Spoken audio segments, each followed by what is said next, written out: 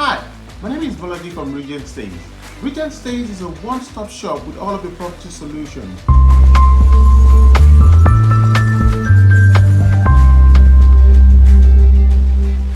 Do you know the difference between a leasehold and freehold property ownership?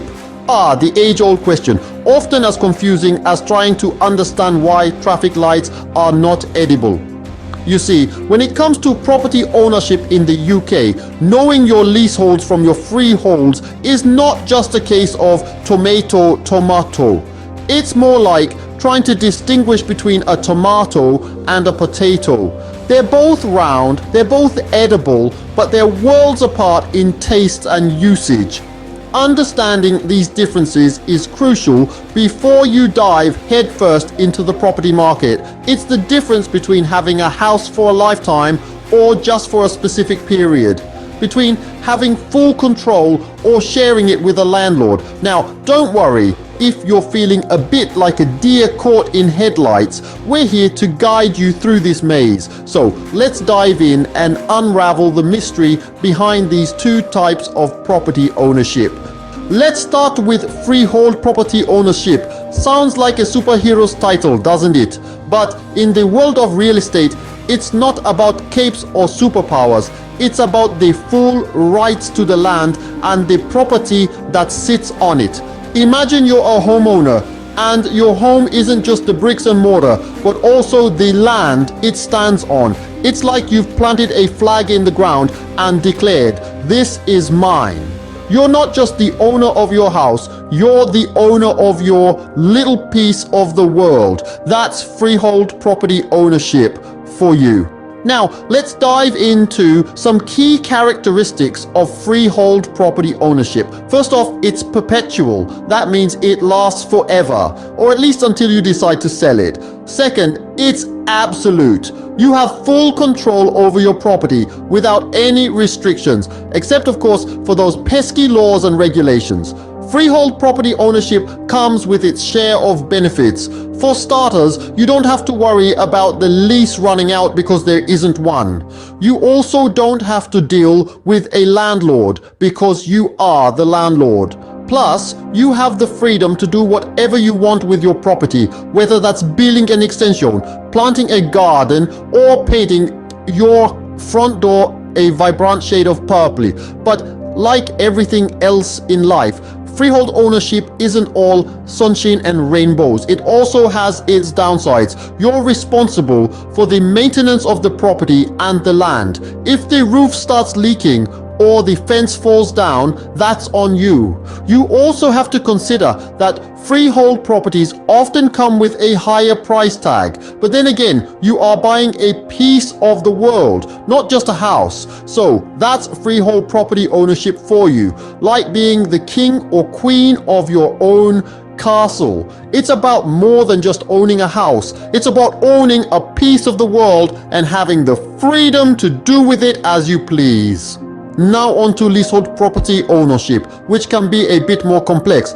At its core, leasehold property ownership means you own the property, typically a flat or apartment, for a fixed term, but not the land on which it stands. This is quite different from freehold ownership, where you own both the property and the land indefinitely. Let's consider a practical example.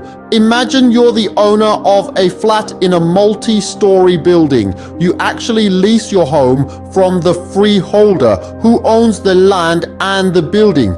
Your leasehold ownership is established through a legal agreement known as a lease, which stipulates the length of your ownership, anywhere from 40 years to 999 years. But here's the catch. Once the lease expires, the property reverts back to the freeholder. It's a bit like Cinderella's carriage turning back into a pumpkin at midnight. But fear not, there are ways to extend your lease or even buy the freehold.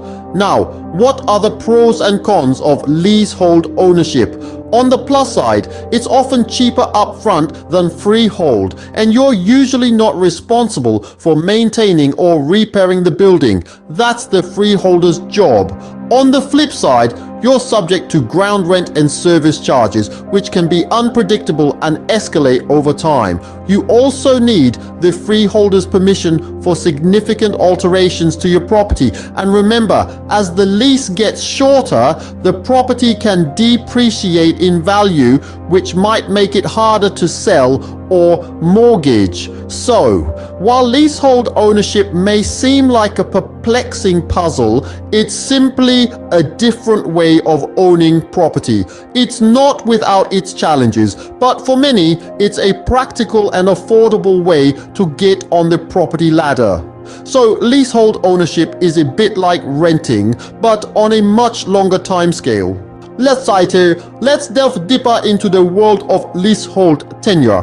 Leasehold tenure, in a nutshell, is a long-term rental agreement that gives you the right to live in a property for a set period of time. This period, known as the lease, can range from 40 years to a whopping 999 years. However, it's important to remember that as a leaseholder, you don't own the land the property sits on. That belongs to the freeholder.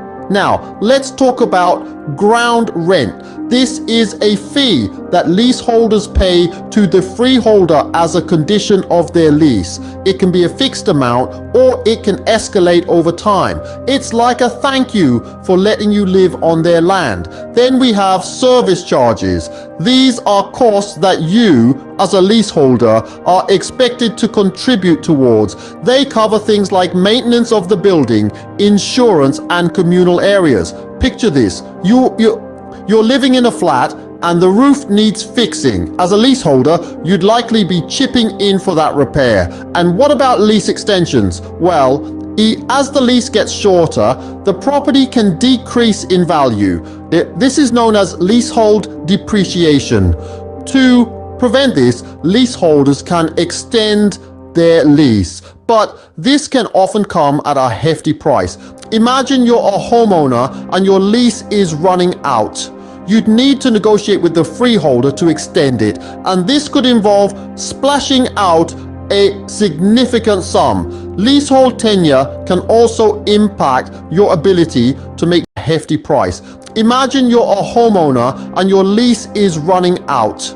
You'd need to negotiate with the freeholder to extend it, and this could involve splashing out a significant sum. Leasehold tenure can also impact your ability to make changes to your property. Want to knock down a wall or build an extension? You'll need to get the freeholder's permission first. So, as we can see, being a leaseholder can come with a few extra complications compared to being a freeholder. There can be additional costs, restrictions, and the looming reality of a ticking lease clock. So, leasehold tenure can be a bit of a minefield to navigate, but don't worry, we've got your back. Phew, that was a lot to take in, wasn't it? Let's take a breather and quickly recap what we've learned. We kicked off by exploring the world of freehold property ownership, where you own the property and the land it stands on outright. No ground rent, no service charges, and no lease expiry dates to worry about. It's yours, lock, stock, and barrel. Then we delved into the realm of leasehold ownership, a little more complex, where you own the property for a set period, but not the land it sits on. We talked about ground rent, service charges, and the ticking clock of lease terms.